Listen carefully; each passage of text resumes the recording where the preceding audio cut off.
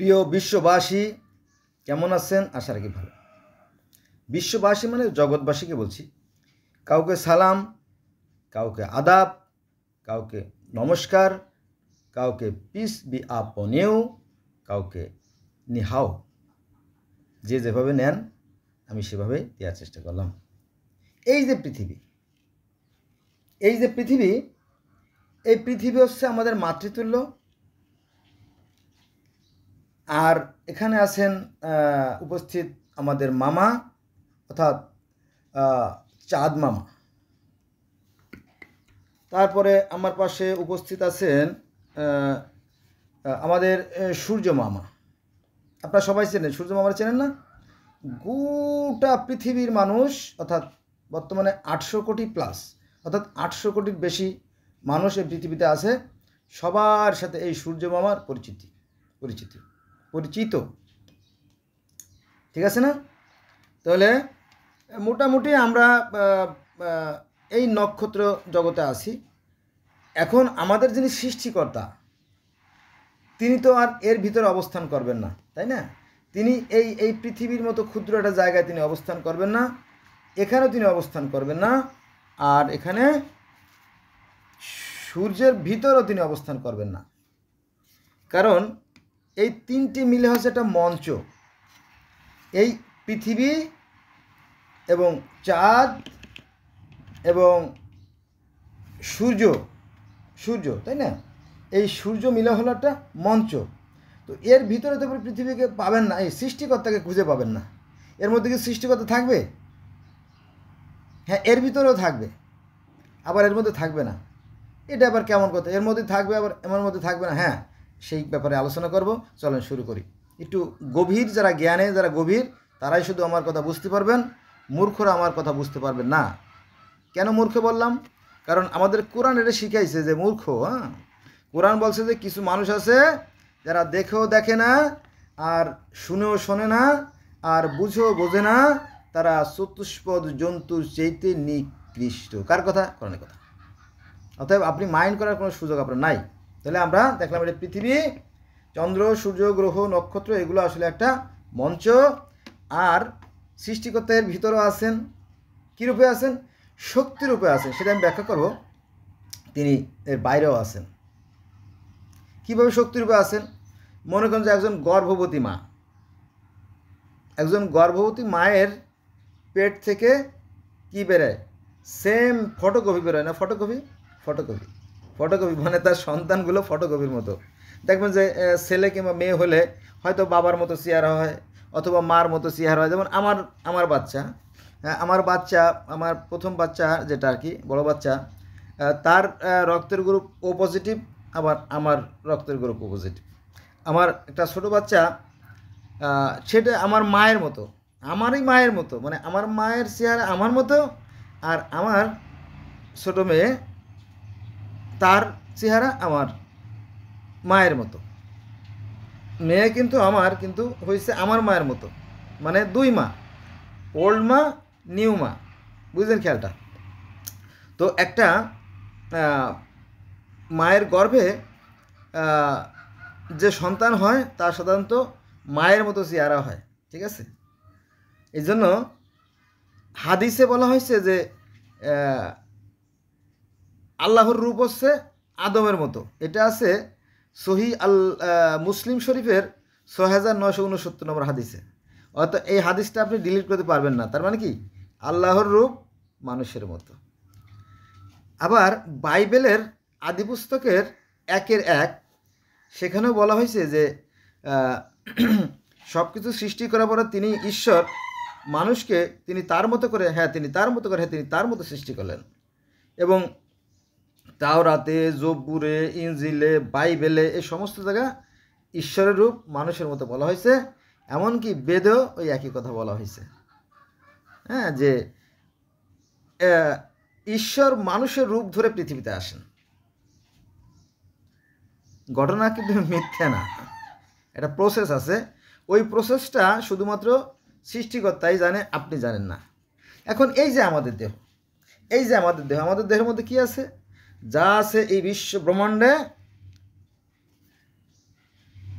এই যে তিনটে জিনিস দেখছেন, আকাশ, আকাশ, পৃথিবী, চাঁদ, সূর্য, সব কিছু আমাদের দেহের ভিতরে আছে। যা আছে এই বিশ্ব ব্রহ্মাণ্ডে তা আছে দেহভাণ্ডে। আমার কথা হয়তো বুঝতে কষ্ট হবে, যারা নাদান, যারা মূর্খ, যারা গরু মার্খা, তারা বুঝতে পারবে না। Sorry for that. মাইন্ড করলে কিচ্ছু আসে যায় না, কারণ আমি তো আপনার ভাত খাই না, আপনি তো আপনার বেতন নেই না, তাই না? যে সমস্ত ভাইরা বুঝতে পারবে তাদেরকে আমি সালাম, তাদেরকে আদাব, তাদেরকে সালাম, তাদেরকে নমস্কার, তাদেরকে নেহাও, তাদেরকে পিস বি আপ অন ইউ। পিস বি আপ অন ইউ শব্দের অর্থ অনেকে জানবে না, বোঝে না।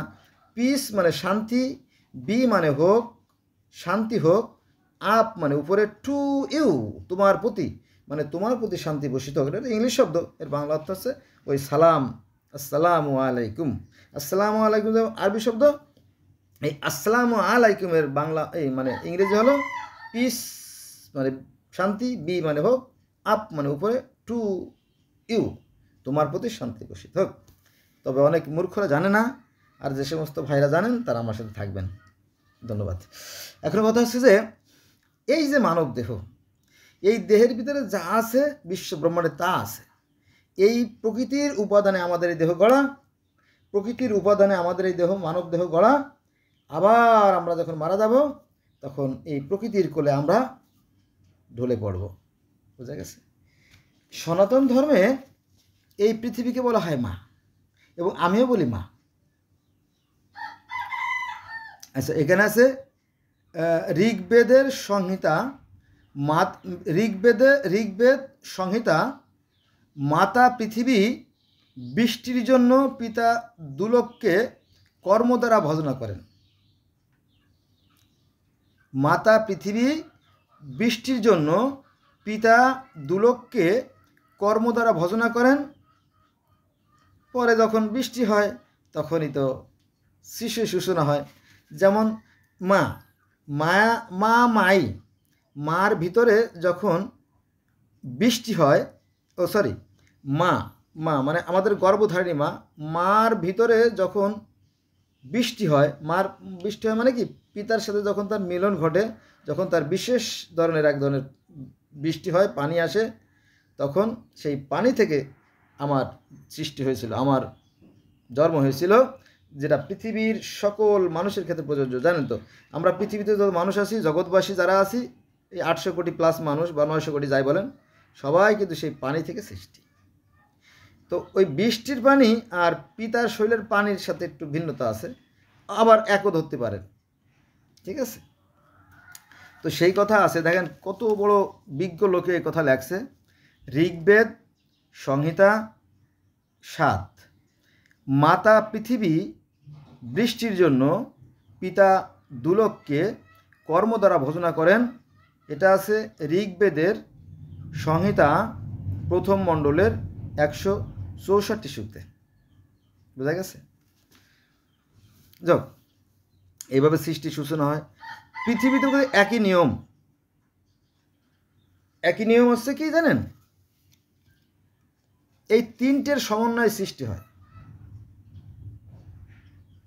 এটা সৃষ্টিকর্তার নির্দেশেই হয়, এই তিনটের সমন্বয় ছাড়া কোনো কিছু সৃষ্টি হয় না। চলে শুরু করি।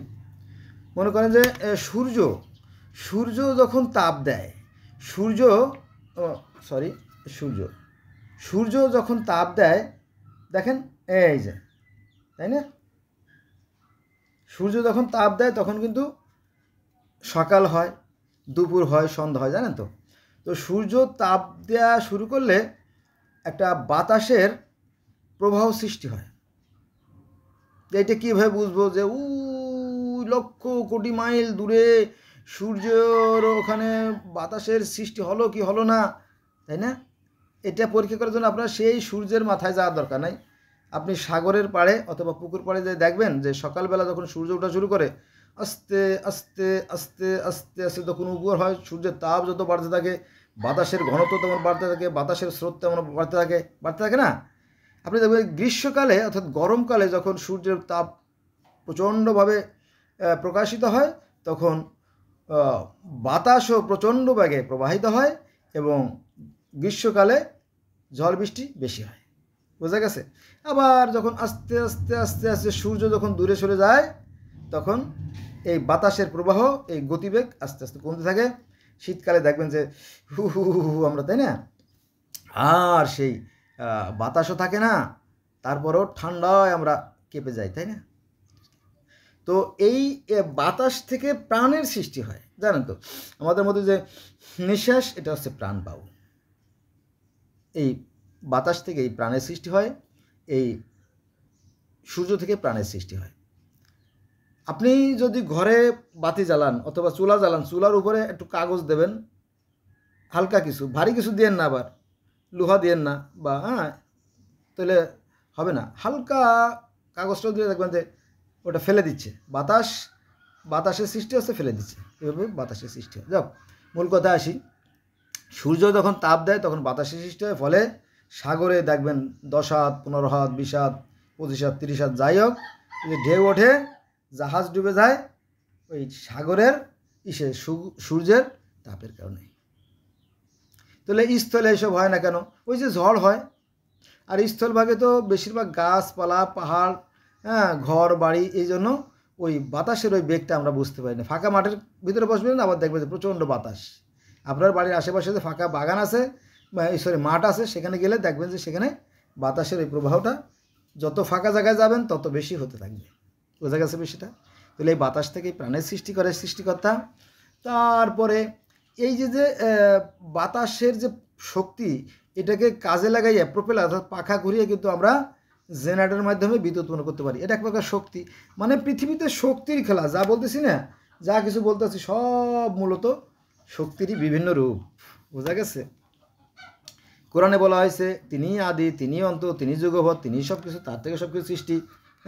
আবার সনাতন ধর্মে তাই, যে তিনি সব কিছুর মধ্যে তিনি আছেন। দুটোই কিন্তু যুক্তিসঙ্গত কথা। ইসলাম ধর্ম যেটা বলছে সেটাও যুক্তিসঙ্গত, কিন্তু এই মুসলমানদের ভিতরে মূর্খের সংখ্যা বেশি।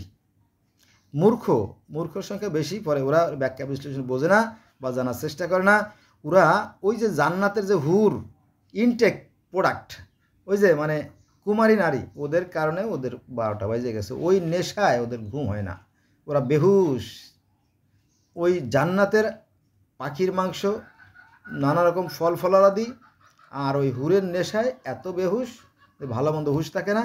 সৃষ্টিকর্তা যে একটা পরম নিয়ামত দেশে, জ্ঞান নামক যে জ্ঞান দেশে, ওইটার চর্চা তারা করে না।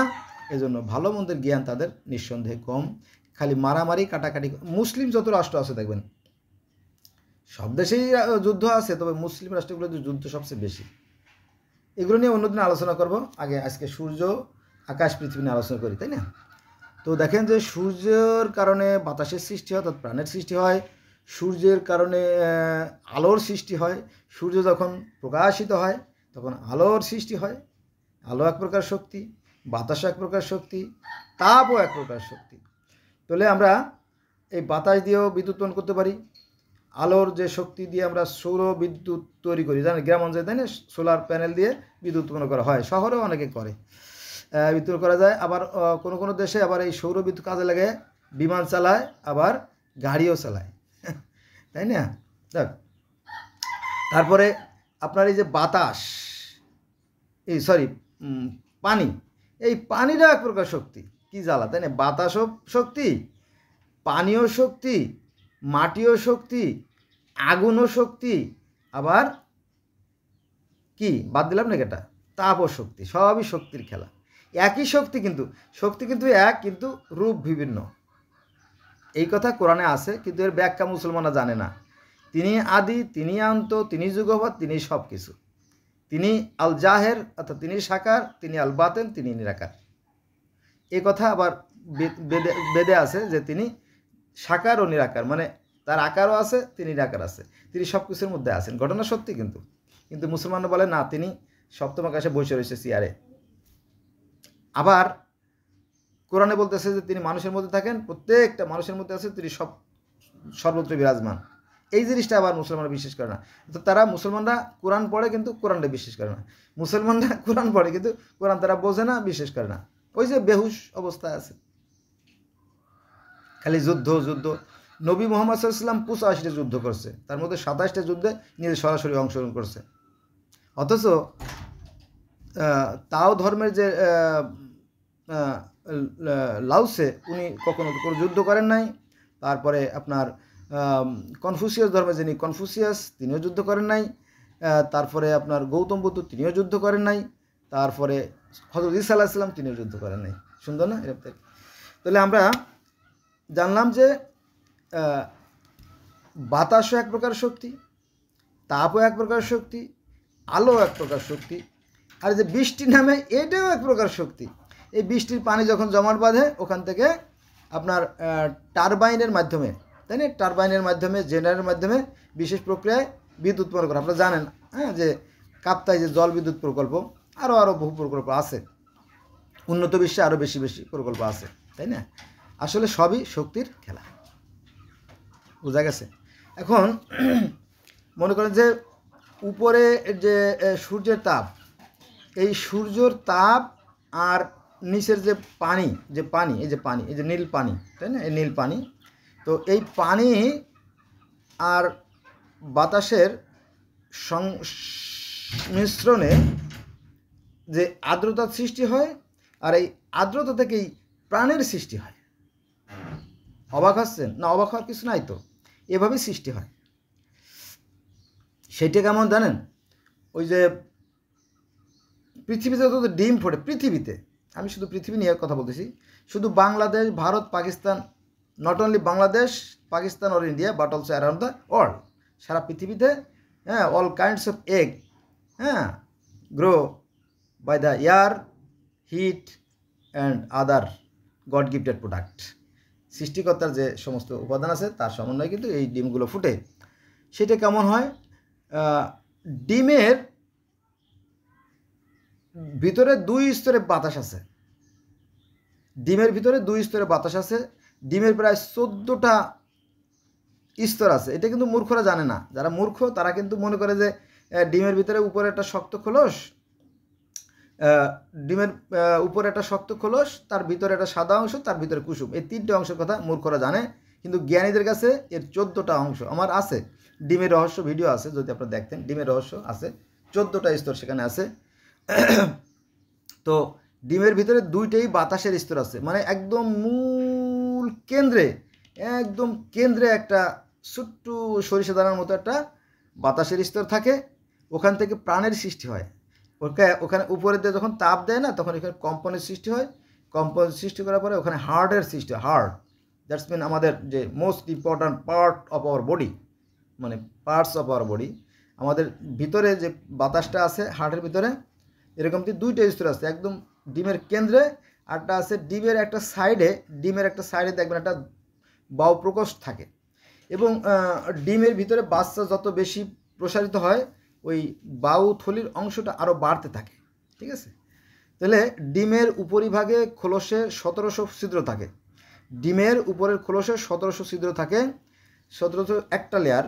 2 নম্বর লেয়ার আছে পাতলা একটা পলিথিনের মতো একটা, দ্বিতীয় লেয়ার। তারপরে দহন, ওই যে আপনার বায়ু প্রকোষ্ঠের পরে আরেকটা লেয়ার থাকে, 3টে লেয়ার। তারপরে আপনার সাদা কিন্তু 2টে পার্ট থাকে, 5টা লেয়ার। তারপরে আপনার কুসুমের উপরে আরেকটা লেয়ার থাকে, 6টা লেয়ার। আর কুসুমের একদম কেন্দ্রে একটা বায়ু প্রকোষ্ঠ থাকে, 7টা লেয়ার। পাইলেন তো? 7টা লেয়ার হলো ডিমের। আর ডিম যখন আপনি ভাজার জন্য ভাঙবেন কাঁচা ডিম, তখন দেখবেন যে ওই স্নেগনা, স্নায়ুতন্ত্র, ব্রেন, এইগুলো মিলে আরও কয়েকটা স্তর আছে। বোঝা গেছে? মোট 14টা স্তর আছে। আমার এই মুহূর্তে নোট নাই থাকলে আমি সুন্দর করে বুঝতে পারতাম এইভাবে। কিন্তু দেখেন, মূর্খ আর জ্ঞানীদের মধ্যে পার্থক্য এখানে, যে মূর্খরা মনে করে ডিমের 3টে স্তর, একটা হচ্ছে উপরে শক্ত কলস, তারপরে সাদা অংশ, তার কুসুম, কিন্তু অসংখ্য স্তর আছে ডিমের ভিতরে, তাই না?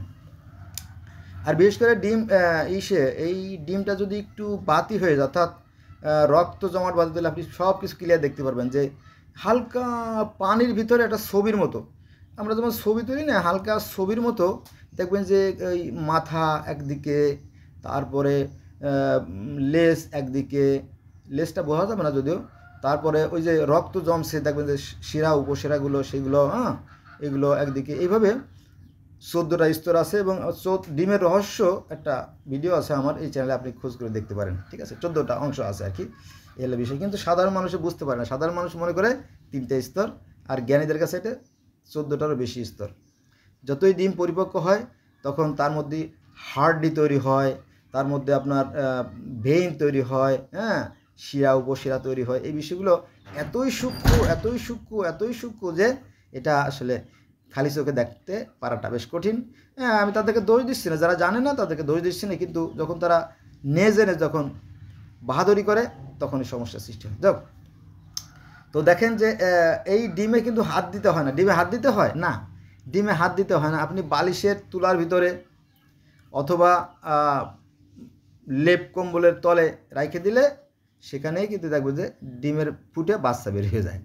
গ্রামে মা বোনেরা এভাবে করে থাকে। যেমন ডিম, মনে করে যে একটা মুরগিরে 20টা ডিম দিয়ে বসাইছিল, কিন্তু 16টা ডিম ফুটে বাচ্চা বেরোয় যাওয়ার পরে মুরগি বাচ্চা নিয়ে বেরোয় গেছে, আর বাকি 4টে ডিমে তা দিচ্ছে না। কিন্তু এভাবে আলোতে নিয়ে দেখলো যে না, ভিতরে বাচ্চা আছে। মা দেখলো বা ভাবি দেখলো বা খালা ফুফু নানি চাচি বোন দেখলো যে ডিমের ভিতরে বাচ্চা দেখা যাচ্ছে এবং ভিতরে কুট কুট কুট কুট কুট শব্দ হচ্ছে, কুট কুট কুট কুট কুট কুট করে শব্দ হচ্ছে। তখন ওই এই তো বাচ্চা আছে। তখন যে জায়গাতে মুখ আছে আলোর দিকে দেখলে কিন্তু বোঝা যায়, তখন সেই ঠোঁটের জায়গাটা যেহেতু ভিতরে মুরগির ডিম দুর্বল হয়ে গেছে, তো ওখানে ভেঙে দেয়। ভেঙে দেওয়ার পরে আস্তে আস্তে 1 দিন বা 2 দিন পরে আবার ওখান থেকে বাচ্চা বেরিয়ে আসে। বুঝতে পারছেন?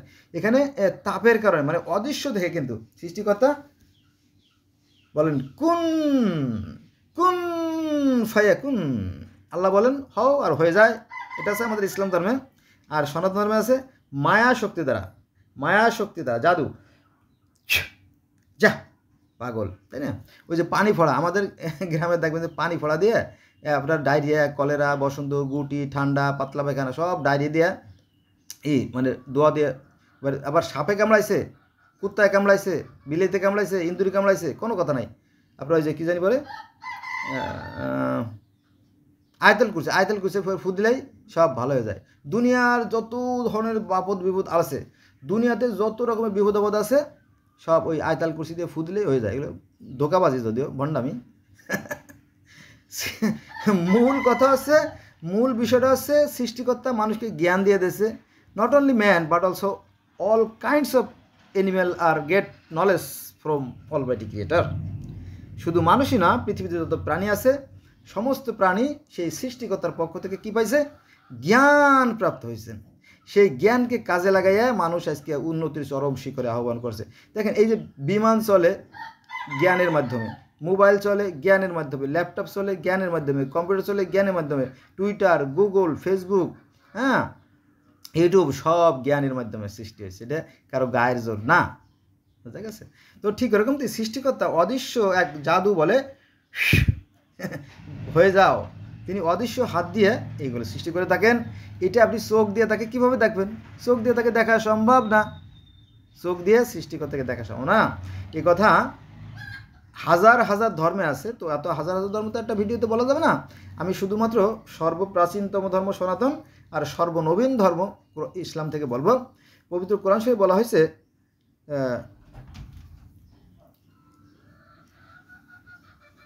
তো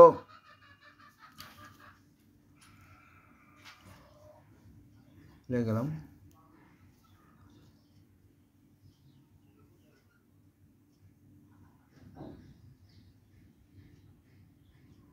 ভুলে গেছি বিষয়টা। যাক, তো এভাবে দেখবেন যে এই যে একটা ডিম থেকে যেভাবে সৃষ্টি হয়, ডিমে কেউ হাত দেয় না কিন্তু, তাই না? হাত দেয় না, অদৃশ্যভাবে এটা হয়ে থাকে আর কি। ও ও আমি তো বলছি মায়া শক্তি, তাই না? সনাতন ধর্মে আছে মায়া শক্তি বলে, অর্থাৎ এক কাইন্ডস অফ মানে জাদু শক্তি বলে এটা হয়ে যায়। এটা এবার মনে পড়ছে, আমি খানিক সময় স্ত্রী ছিলাম, জানেন তো, এবার মনে পড়ছে। সেটা হচ্ছে যে আমরা পবিত্র কোরআন শরীফ যদি দেখি, তাহলে সেখানে সূরা আনাম আয়াত নম্বর 103, সূরা আনাম আয়াত নম্বর 103, মানে 103। তো সেখানে বলা হয়েছে যে সৃষ্টিকর্তাকে চর্মচক্ষু দ্বারা দেখা সম্ভব না। তাহলে চর্মচক্ষু দ্বারা যদি দেখা সম্ভব না হয়, তাহলে এই সৃষ্টিগুলো কীভাবে হচ্ছে? ওই যে অদৃশ্য কুন ফায়াকুনের মাধ্যমে। আবার সূরা সূরা সূরা সূরা আয়াত নম্বর 51, দ্যাটস মিন 51, সেখানে বলা হয়েছে যে মানুষের পক্ষে সৃষ্টিকর্তাকে দেখা সম্ভব না। এটাও কোরআনের কথা, দুটি আয়াত। এবং 3 নম্বর আয়াত হচ্ছে আপনার সূরা নূরের 25 নম্বর আয়াতে, যে সৃষ্টিকর্তা আছে আকাশ এবং পৃথিবীর জ্যোতি। সৃষ্টিকর্তা অর্থাৎ আল্লাহ আছে আকাশ এবং পৃথিবীর জ্যোতি, অর্থাৎ সেই নক্ষত্রকে বা সূর্যকে ইঙ্গিত করা হচ্ছে। হ্যাঁ, আমিও তাই বলি, এই সূর্য, এই যে আকাশ ও পৃথিবীর জ্যোতি, সূরা নূর আয়াত নম্বর 35, এই কথাই তো সবাই তাই বলে। মনে করেন যে আজ থেকে 6500 বছর আগে সেই ফিলিস্তিন, জেরুজালেম, ইসরায়েল, কেনান, এই সমস্ত অঞ্চলে যারা বাস করতো, জেবুসাইড নামে একটা গোত্র বাস করতো। জেবুসাইড অর্থাৎ ইহুদিদের আগে। তো এই জেবুসাইডটা কী করতো জানেন? সালেমের পূজা করতো, দ্যাটস মিন সান। সালেম শব্দটা তো সান বা সূর্য, নক্ষত্র পূজা করতো। তো একদল লোক বলে যে না, এটা হবে না, এইভাবে করলে হবে না, আমাকে ওদেরকে ওই সূর্যকেই বলতে হবে এলা, সূর্যকে এলা বলতে হবে, নইলে একদম কল্লা কেটে ফেলবো। ঠিক আছে, আমরা এলাই বলা শুরু করলাম, অর্থাৎ ইহুদিরা এলা বলে, ভালো কথা। তো এলা থেকে খ্রিস্টানরা বলে গড, ওই সেই সূর্যকেই। অর্থাৎ ইহুদি ধর্মের যে নবী মুসা, তিনি যে তুর পাহাড়ে যে আল্লাহকে দেখেছিলেন, তিনি ছিলেন জ্যোতিময়। আবার খ্রিস্টান ধর্মের যে ঈসা, উনি যখন জর্দান নদীতে গোসল করতে গেলেন, তখন তার কাঁধে ঈশ্বর এসে কথা বলে গেছিলেন এবং বাইবেল দান করে গেছিলেন, সেই ঈশ্বরও কিন্তু জ্যোতিময়। আবার আমাদের ইসলাম ধর্মে তো আমি বললাম যে সূরা নূরের 25 নম্বর আয়াতে আল্লাহ হচ্ছে আকাশ পৃথিবী জ্যোতি, তিনিও জ্যোতিময়। তাহলে কটা ধর্ম পাইলাম? জেবুসাইড নামে একটা ধর্ম, ইহুদি একটা, দুটো ধর্ম, খ্রিস্টান 3টে ধর্ম, ইসলাম 4টে ধর্মই ঈশ্বর জ্যোতিময়। সনাতন ধর্মও একই কথা বলে যে ঈশ্বর আছে জ্যোতিময়, বা সেই মিত্র মানে সূর্য। এই কথা বেদে আছে যে তিনি সূর্য বা সূর্য তুল্য, বা তিনি শক্তি তুল্য। আর বেদে বলছি, ভগবত গীতাও ওই একই কথা বলা আছে যে ঈশ্বর সূর্য তুল্য, সূর্যময়। সেটা হচ্ছে যে এই কুরুক্ষেত্র যুদ্ধ হয়েছিল 18 দিনে। 18টা পর্ব মিলে যে কাহিনী বা যে ডায়লগ, যে কথাবার্তা, সেটাই মূলত ভগবত গীতা। অনেক কথা তো একটা ভিডিও তো তার বোঝানো যাবে না। তো যুদ্ধের এক পর্যায়ে অর্জুন বলিল শ্রীকৃষ্ণ, হে শ্রীকৃষ্ণ, আমি ঈশ্বরের যে দিব্য রূপ, প্রকৃত রূপ, যে অরিজিনাল যে face, I want to met with my almighty creator. Then Shrikrishna say, it is not possible for any man, it is not possible for your eye, it is not possible for anyone. Shrikrishna ইংলিশে বলছিল নাকি কিসে বলছিলাম জানি না, তবে অর্জুনকে বলে যে না, সৃষ্টিকর্তাকে চর্মচক্ষু দ্বারা দেখা সম্ভব না। এটা কোরআনে আছে, সূরা আনামের 103 নম্বর আয়াতে ওই একই কথা বেদে ভগবত গীতায় বলা হয়েছে। আবার সূরা 1 নম্বর আয়াতে বলা হয়েছে যে কোনো মানুষ আল্লাহকে দেখতে পারে নাই। ওই ভগবত গীতায় ওই কথা বলা আছে যে চর্মচক্ষু দ্বারা তাকে দেখা সম্ভব না, কোনো মানুষ তাকে দেখতে পারেনি, দেখা যাবে না, তাকে দেখা যায় না, কারণ তিনি অতিকায়। তারপরে আরেকটা তৃতীয় রূপ, যেটা আর কি ওই যে সূরা নূর 25 নম্বরে যে কথা বলা হয়েছে আল্লাহ আছে জ্যোতিময়, ওই একই কথা যে সহস্র সূর্য।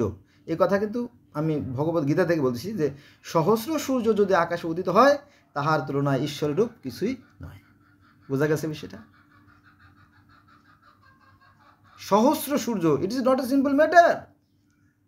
আচ্ছা, তাহলে আমরা কটা ধর্ম পেলাম? জেবুসাইড একটা ধর্ম, ইহুদি 2টে ধর্ম, খ্রিস্টান 3টে ধর্ম, ইসলাম 4টে ধর্ম, সনাতন 5টা ধর্ম, তাই না? 5টা ধর্ম পেয়ে গেছি। এরপরে গ্রিক ধর্ম এবং রোমান ধর্ম 7টা, সেখানেও ঈশ্বর জ্যোতিময়। আপনারা দেখবেন যে একটা ঈশ্বর অতিকায় আলো জ্যোতি, আপনারা গুগলে সার্চ দেবেন, হ্যাঁ, গ্রিক ধর্ম দেখবেন যে সেখানে ঈশ্বর আছে, ঈশ্বরের আবার হাত পাও আছে, মুখও আছে, যেটা কোরআনে বলা হয়েছে সে কথা গ্রিক ধর্ম বলে, একই কথা বলে। কিন্তু মূর্খরা জানে না, না জেনে মারামারি কাটাকাটি করে। মুসলমানরা সবচেয়ে পিছিয়ে পড়া জাতি, এরা ধ্বংস হয়ে গেছে, অলরেডি হয়ে যাবে যদি তারা জ্ঞান চর্চা না করে। তাহলে আমরা দেখলাম এই যে 7টা বা 9টা ধর্ম সব জায়গায় সেই ঈশ্বর জ্যোতিময়। তারপরে পৃথিবীর অ্যারাউন্ড দ্য ওয়ার্ল্ড, এই যে আমি কিন্তু পৃথিবী নিয়ে আলোচনা করতেছি, তাই না? পৃথিবী, ইট is not a simple story, তাই না? পৃথিবী, তারপরে এই যে নক্ষত্র সবই আছে। আমার বাম পাশে আর একটা নক্ষত্র ফোকাস দিচ্ছে, দেখবেন ওই যে দেখেন 8টা নক্ষত্র, ওই যে ওই যে আলো সূর্য। আর আমি এর একটা প্রতীক ব্যবহার করছি। হিন্দুরা কিন্তু মূর্তি পূজা করে না, জানেন তো? মূর্তি পূজা করে না, ওটা আসলে প্রতীক, মানে সব কিছুর ভিতরে সৃষ্টিকর্তার হাতের ছোঁয়া আছে, ওই জন্য সব কিছুকে তারা সম্মান করে। যেমন আমরা স্কুলে আমার সোনার বাংলা আমি তোমায় ভালোবাসি বলি না? ওই যে পতাকারে আমরা সালাম করি, পতাকা কি আসলে দেশ? 71 যুদ্ধ না, ওটা এক টুকরো কাগজ, এক টুকরো কাগজ, এক টুকরো কাপড়, কিন্তু ওটাকে আমরা কি প্রতীক হিসেবে ব্যবহার করি, প্রতীক, সিম্বল, সংকেত। বুঝছেন? যারা জ্ঞানী তারা বুঝবে, মূর্খরা বুঝবে না। যাই হোক, তাহলে এই হলে বিষয়। তারপরে যারা বলছিলাম, তারপরে আর একটা বিষয় ভগবদ্গীতা রয়ে গেছে, সেটা হচ্ছে যে সৃষ্টিকর্তা তো মহান, তিনি তো কারো কষ্ট দিয়েছে না। বলো ঠিক আছে, তুমি আমার বিশ্বরূপ দেখো। তখন অর্জুন দেখলো যে সেই শ্রীকৃষ্ণের মুখের ভিতরে গোটা বিশ্ব বিরাজমান। তো কোরআনও কিন্তু ওই কথা বলে, একটু ঘুরিয়ে বলে, যার অর্থ বুঝে না। আল্লাহ থাকেন মানুষের ভিতরে, আল্লাহ থাকেন মানুষের ভিতরে, আল্লাহ থাকেন মানুষের সাহারগের চেয়েতে নিকটে, অর্থাৎ রগের চেয়েতে নিকটে, দমনের অপেক্ষা নিকটে। কোরআনের কথা কিন্তু ইট is not a simple matter but simple story. হ্যাঁ, কিন্তু মূর্খরা এর ব্যাখ্যা বিশ্লেষণ জানে না, কারণ কোরআন শরীফটা খুবই সংক্ষিপ্ত, মানে এত ছোটো করে ফেলাইছে। একবার একটা কথা বলি, মানে এই ছোটো করে মুখ দিয়ে চলে আসলো, আমি কিন্তু মুখস্থ তড়িঘড়ি বলতেছি, সরি ফর দ্যাট, যদি ভুল হয় ক্ষমা সুন্দর দৃষ্টি থাকবেন, টু হার ইজ ম্যান। তো ভুলে গেলাম বিষয়টা। যাক, তো অর্জুন আমরা দেখলাম, তাই না? কোরআনেও এই কথা যে যদি দুই ব্যক্তি উপস্থিত থাকে, আবার যদি কোথাও দুই ব্যক্তি উপস্থিত থাকে মনে করবা তৃতীয় জন সাল্লাহ উপস্থিত, যদি 3 ব্যক্তি উপস্থিত থাকে মনে করবা 17 জন সাল্লাহ উপস্থিত, আর যদি 4 ব্যক্তি থাকে তাহলে 50 জন সাল্লাহ উপস্থিত। এই কথাগুলো কোরআনে আছে, কোরআন থেকে বলতেছি।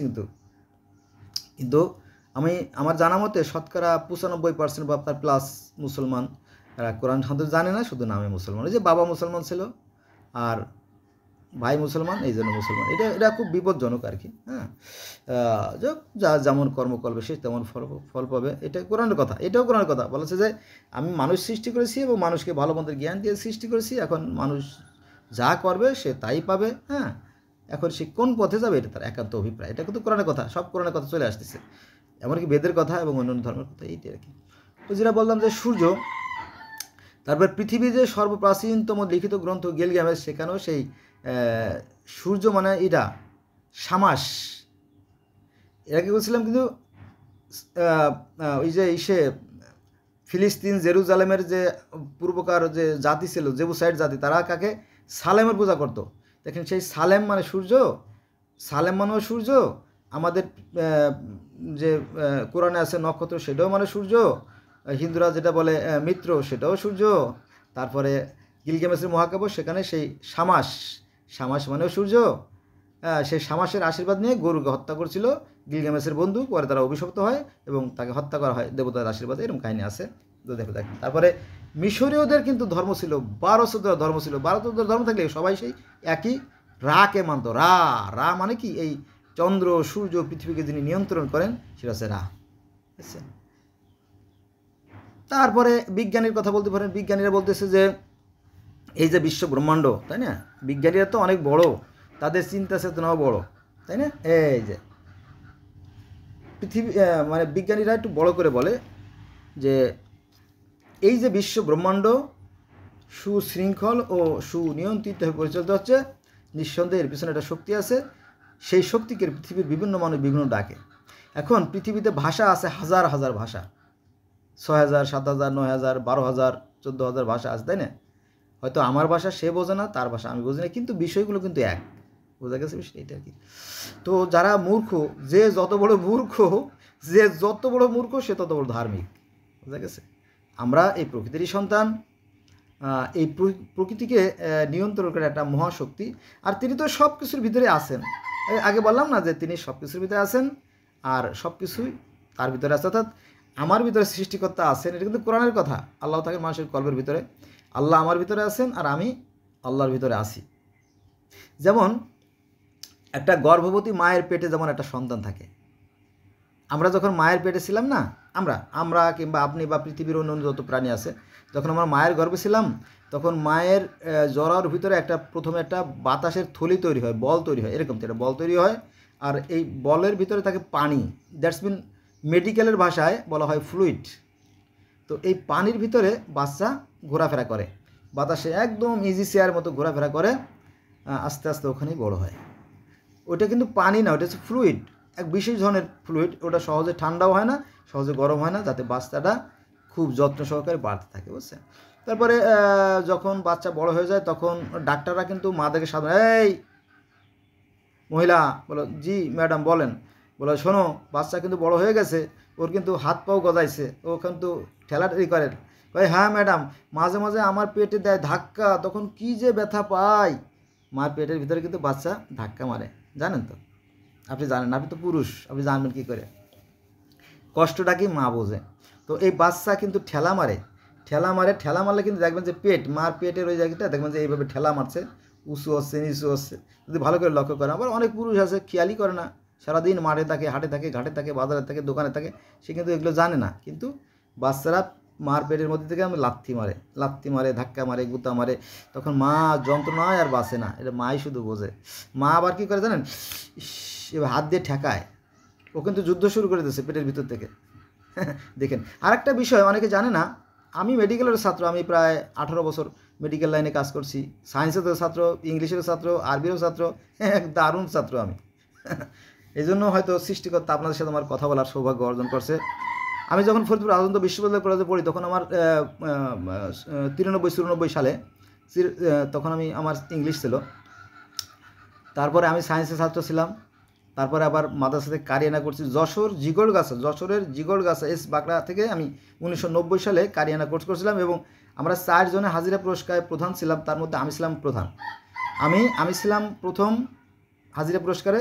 তারপরে ছিল ওর নাম আছে আখতারুজ্জামান, তার বাড়ি বলমারি, আর ছিল আব্দুল ওহাব, তার বাড়ি হচ্ছে আপনার বাগেরহাটে, আর আছে আরিফ হোসেন। মোট 4 জনে আমরা হাজিরা পুরস্কারে প্রথম হয়েছিলাম, তার মধ্যে আমি ছিলাম প্রথম। মাশাআল্লাহ, আল্লাহু আকবার, তাই না? আমি সেই ছেলে। আল্লাহ কেন জানি আমার সেই জন্মের পর থেকে ক্লাসের আগে রাখতো, যদিও এইভাবেই যাও, ব্যক্তিগতভাবে বাদ গেল। এই হলো বিষয়। আমাদের সৃষ্টিকর্তা শক্তিরূপে সর্বোচ্চ বিরাজমান, তিনি আছেন, সব কিছুর ভিতরে আছেন। অর্থাৎ হিন্দুরা যেটা মানে যে আপনার সব কিছুর মধ্যে সৃষ্টিকর্তা আছেন, ঘটনা সত্যি। কুরআনও তাই বলে যে তিনি আদি, তিনি অন্ত, তিনি যুগপৎ, তিনি সব কিছু, তিনি শেষ, তিনি প্রথম। আর দুটো কথা আছে কোরআনে, সেটা হচ্ছে তিনি আল জাহের এবং আল বাতেন, অর্থাৎ তিনি প্রকাশ্য আছেন, তিনি গোপনে আছেন। বোঝা গেছে? কিন্তু এই প্রকাশ্য কীভাবে আছেন, এই জিনিসটা আলেমরা ব্যাখ্যা করতে পারে না। এই যে আমি কোথায় ছিলাম, which place have I have come from, আমি কোথা থেকে আসলাম, I don't know about anything, আমি এবার কিছুই জানি না। সৃষ্টিকর্তা আমাকে পাঠাইছেন, এই জিনিসটা উপলব্ধি করতে হবে যে আমি কে, আমি কি, আমি কোথা থেকে আসলাম, আমি কেন আসলাম, আমি কিভাবে আসলাম, আমাকে কে পাঠালো, আমি কেন পাঠালো, আবার কোথায় চলে যাব, এটা আর কি। তো আমার এই দেহের ভিতরে যেগুলো আছে, মনে করেন যে আয়রন, ক্যালসিয়াম, জিঙ্ক, দস্তা, ফসফরাস, বাতাস, পানি, আগুন যা আছে সব প্রকৃতির উপাদানে করা। আমি সেই সৃষ্টিকর্তার ফটোকপি, যেটা তাওরাত, জব্বুর, ইনজিল, বাইবেল, কোরআন বলতেছে। আমি সেই সৃষ্টিকর্তার ফটোকপি। তো ফটোকপি তার মানে তুমি কি আল্লাহ? না, আমি আল্লাহ না, আমি আল্লাহরই অংশ। সেটা আবার কেমন? মনে করেন যে শিশির বিন্দু ক্ষণিকের জন্য চিকমিক ঝিকঝিক করে, তাই না? এই 10 মিনিট পরে নাই। কিন্তু সমস্ত শিশির বিন্দুর আদি উৎস, বৃষ্টির উৎস হচ্ছে সাগর কিন্তু অফুরন্ত। এই সাগরের কোনো বিলীন হয় না, ক্ষয়লয় হয় না, জানেন তো, তাই না? অকল্পনীয় একটা। তো ঠিক ওর মধ্যে সৃষ্টিকর্তা আছে একটা মহাশক্তি, আর আমরা হচ্ছে তার অংশ। আমরা আবার মারার পরে আমাদের যে মাটির দেহ, যেটা মাটির সারাংশ দিয়ে গড়া সেটা মাটির সাথে মিশে যাবে, আমাদের প্রাণ বা ওটা আবার সেই আল্লাহর কাছে চলে যাবে। এই কথা সব ধর্মের কথাই বলে। তারপরে বিজ্ঞানীরা বলতেছে যে এই যে বিশ্বব্রহ্মাণ্ড সুশৃঙ্খল সুনিয়ন্ত্রিত পদ্ধতি, নিঃসন্দেহের পিছনে শক্তি আছে। আবার আমাদের অনেক মুসলমান ভাইয়ের সাথে কথা হয় তো, বলে যে জাপানিদের আবার ধর্ম। আমি বলি যে না, ধর্ম যদি থেকে থাকে ওই জাপানিদেরটাই আছে, আমাদেরটা কোনো ধর্ম না। কেন জানেন? জাপানিরা পানিরে পবিত্র জ্ঞান করে, তারা পানিকে দূষিত করে না। জাপানিরা মাটিকে পবিত্র জ্ঞান করে, তারা মাটিতে কোনো ময়লা আবর্জনা ফেলে না। এবং জাপানিরা বাতাসকে দূষিত করে না, তারা হর্ন বাজায় না। তাহলে বাতাস, পানি, মাটি, আকাশ সব কিছু তারা পবিত্র জ্ঞান করে, তারা নষ্ট করে না। এমনকি দুর্নীতি কী জিনিস সেটা তারা জানে না। এর চেয়ে উত্তম আর কি হইতে পারে, তাই না? আবার গৌতম বুদ্ধ একটা মশা, মাছির, পিঁপড়ে, ডিমও যদি নষ্ট হয় এই ভয়ে পানিটাও সেকে খেতেন। এরকম তো একটা কাহিনী আছে, আপনারা জানবেন না, কারণ সবাই তো আর সব ছাত্র না। আমি বিভিন্ন ধর্মের ছাত্র, আমি জানি, আমি দীর্ঘদিন ধরে এই নিয়ে গবেষণা করছি। তাহলে গৌতম বুদ্ধ কখনো যুদ্ধ করেন নাই, বরং যুদ্ধের ভয়ে উনি দেশ ছাড়া হয়েছেন। একবার একটা নদী নিয়ে দুইটা গ্রুপের মধ্যে দ্বন্দ্ব হচ্ছিল। দ্বন্দ্ব হওয়ার পরে এমন একটা অবস্থা হয়েছে যে যুদ্ধ লাগার উপক্রম, প্রায় যুদ্ধ লেগে যায়। তখন গৌতম বুদ্ধ বলে যে আমি মা পোছাই, দোয়া ওসাই, তো রাজত্বই আমি করবো না। এই যে ইদানিংকালে দেখবেন যে এক শ্রেণীর বড় বড় বুড়া মানুষ, নেতারা বলতেছে আমি আর কান ধরলাম, আমি আর জীবনে আওয়ামী লীগ করবো না। অনেকটা ওরকম। তো গৌতম বুদ্ধ কান ধরে নাই, বলছে যে আমি বাবা তোমাদের সাথে যুদ্ধ করে মারামারি খুনোখুনি করবো না, আমি চলে গেলাম, তোর এই রাজ্যই আমি চালাবো না। গৌতম বুদ্ধ এইভাবে উনি রাজ্য থেকে চলে গেছিলেন। এটা অনেকে জানে না, আমি জানি, ঘটনা সত্য। ঠিক আছে, তাহলে দেখেন যে সে গৌতম বুদ্ধ যুদ্ধের ভয় করতো, আর আমাদের নবী মুহাম্মদ সাল্লাল্লাহু আলাইহি ওয়াসাল্লাম 85টা যুদ্ধ করছে। তাহলে উল্টো হয়ে গেল না?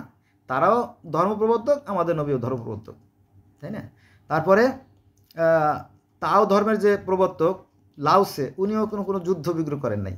শুধুমাত্র রাজাদেরকে চিঠি দিয়েছেন, হে বাবারা, এই ক্ষণিকের জন্য আমরা পৃথিবীতে আসি, কয়দিন পরে মরে যাব, এই যুদ্ধ বিগ্রহ বন্ধ করো, বন্ধ করো, বন্ধ করো। কত সুন্দর ধর্ম। তারপরে এই যে কনফুসিয়াস, উনি তো পৃথিবীর মধ্যে একজন শ্রেষ্ঠ দার্শনিক, উনি তো বড় মাপের জ্ঞানী মানুষ, মানে অনেক বড় মাপের জ্ঞানী মানুষ ছিলেন, তাই না? তাহলে এই গৌতম বুদ্ধ, তারপরে কনফুসিয়াস, তারপরে আপনার লাওসে, এরপরে আপনার খ্রিস্টান ধর্মের যে ঈসা নবী, তিনি বড় ধরে যুদ্ধ করেছেন বলে আমরা জানি না। তারপরে হযরত মুসা আলাইহিস সালাম তো বড় ধরে যুদ্ধ করেন নাই, করছে, আল্লাহর রহমতে তাকে রাখা হয়েছে আর কি। তো এই হলো বিষয়। কিন্তু আমাদের ইসলাম ধর্মটা অনেক অনেক যুদ্ধ হয়েছে। তার বাস্তব প্রমাণ হচ্ছে যে এই আরব ভূখণ্ডে ইসলাম ধর্ম আসার আগেও 4টে ধর্ম ছিল। একটা হচ্ছে প্যাগান, মানে হিন্দু বা সনাতন। 2 নম্বরে আছে হানাফাইট, তারাও সৃষ্টিকর্তায় মানত, হানাফাইটরা এক সৃষ্টিকর্তায় মানত, ইহুদিরাও এক সৃষ্টিকর্তায় মানে, খ্রিস্টানরাও এক সৃষ্টিকর্তা মানে। এবং এই যে সনাতন বা প্যাগান, এরাও কিন্তু এক ঈশ্বরে মানত। তবে ওদের একটা দোষ ছিল যে ওই মানে মূর্তি পূজা করতো আর কি, ঈশ্বরের রূপ দিত, লাত মান্না উজ্জা হাবল, এরকম একটা রূপ দিত। এখানে একটা কথা বলা দরকার, ভিডিওটা বড় হয়ে যাচ্ছে। লাত, মান্না, উজ্জা, হাবল, এই যে 4টে, লাত, মান্না, উজ্জা, হাবল, 4টে দেবতার কথা বলা আছে কোরআনে, যে ওই প্যাগানদের ছিল। তো ওই 4টে দেবতা আবার আমাদের ইসলাম ধর্মে ঢুকে গেছে, আজরাইল, জিব্রাইল, ইসরাফিল, মিকাইল, ঠিক আছে, 4টে। আবার মিশরীয় ধর্ম, ওখানেও 4জন দেবতা, এটা আছে হু, শেহা, শেহেম, হেহ। আবার গ্রিক ধর্মও 4টা, রোমান ধর্মও 4জন প্রধান দেবতা, এমনকি সনাতন ধর্ম 4জন দেবতা। হ্যাঁ, ব্রহ্মা, বিষ্ণু, শিব, মহেশ্বর। ব্রহ্মা হচ্ছে সৃষ্টিকর্তা, বিষ্ণু হচ্ছে পালনকর্তা, শিব হচ্ছে সংহারকর্তা। একজনের কথা পাওয়া যায় না, তবে বেদে 4জনের কথা বলা আছে। অতএব আমি দীর্ঘভাবে বলতে পারি, আমি বেদ পড়ছি, আরও বহু প্রায় সনাতন ধর্মের 36টি বই পড়ছি, যেটা অনেক ঠাকুরও পড়ছে কিনা সন্দেহ আর কি। এগুলো বিষয়। তো বন্ধুরা, অনেক লম্বা ভিডিও যাচ্ছে, 44 মিনিট হয়ে গেছে অলরেডি, তাই না? তো আমার মাথাও গরম হয়ে গেলে সারাদিন মানে কষ্ট পাবানি। রোজা আছি আজকে, আমি সব রোজা থাকি, আমার যদি দোয়া করবেন। হ্যাঁ, আপনি মনে করেন যে ভাই তাহলে আপনি হিন্দু হয়ে যান না কেন, খ্রিস্টান হয়ে যান না কেন? আরে ভাই না, এই আপনি যে কোনো ধর্ম পালন করেন না কেন, পৃথিবীর যে কোনো একটা ধর্ম পালন করলে হলো। মনে করেন যে আপনি কোনো এক জায়গায় যাবেন, তাই না? আপনি হেঁটেও যেতে পারেন, সাইকেলেও যেতে পারেন, লঞ্চেও যেতে পারেন, ট্রেনেও যেতে পারেন, হেলিকপ্টারেও যেতে পারেন, বিমানেও যেতে পারেন, অথবা কারো ঘাড়ে চলেও যেতে পারেন কোনো একটা গন্তব্যে। এলো মূল বিষয়।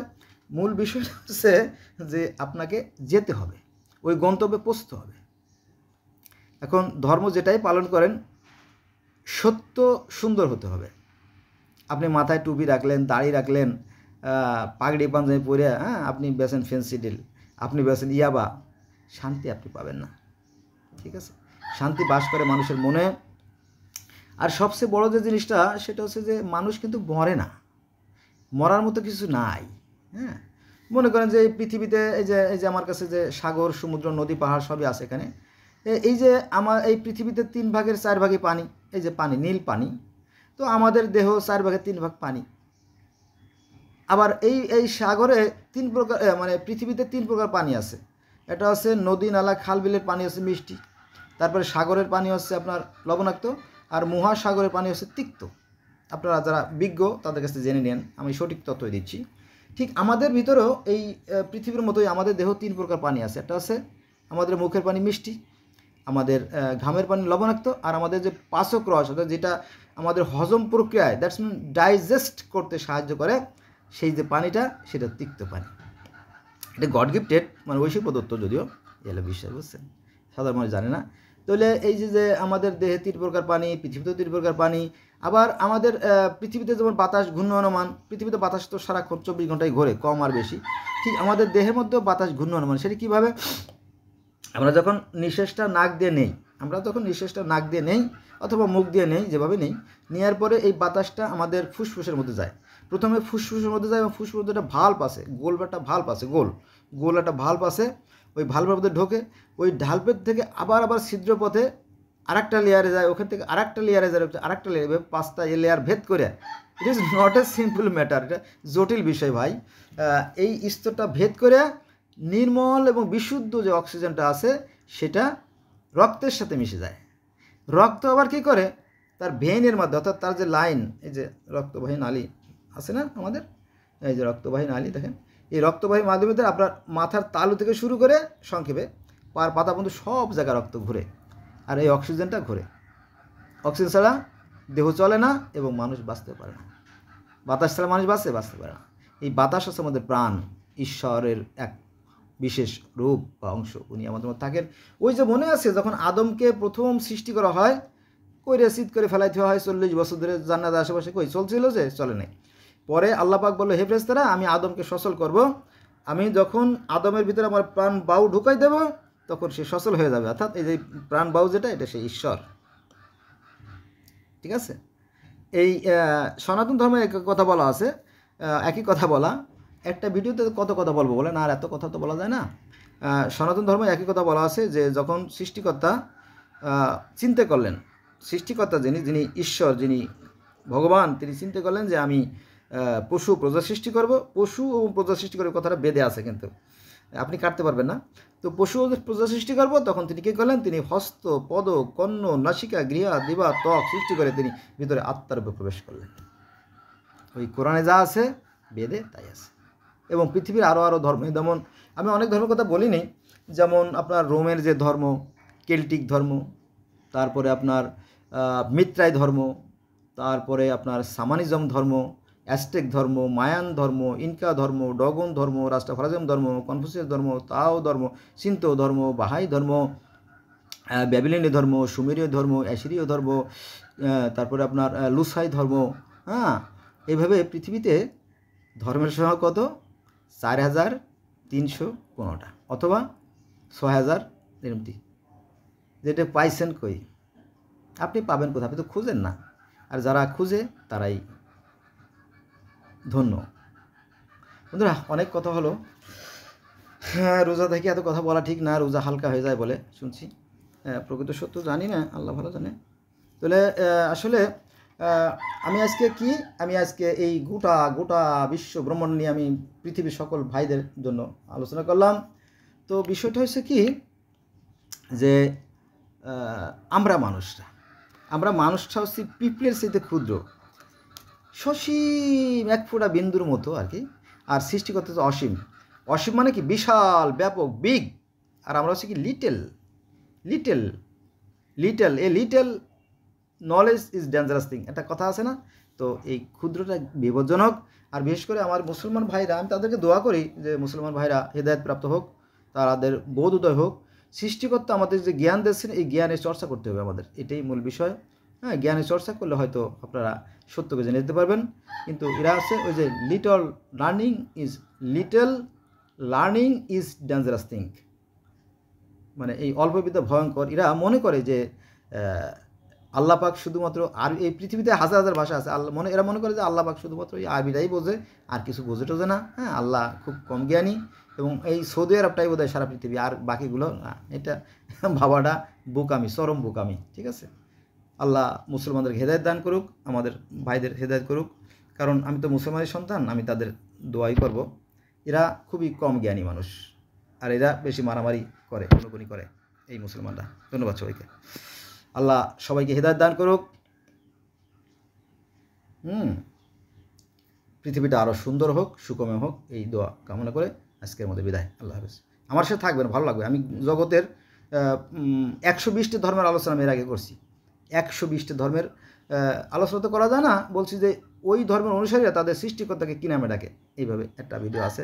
এটা আছে 45টা ধর্মের আলোচনা, একটা আছে 50টা ধর্মের আলোচনা, আপনারা দেখেন।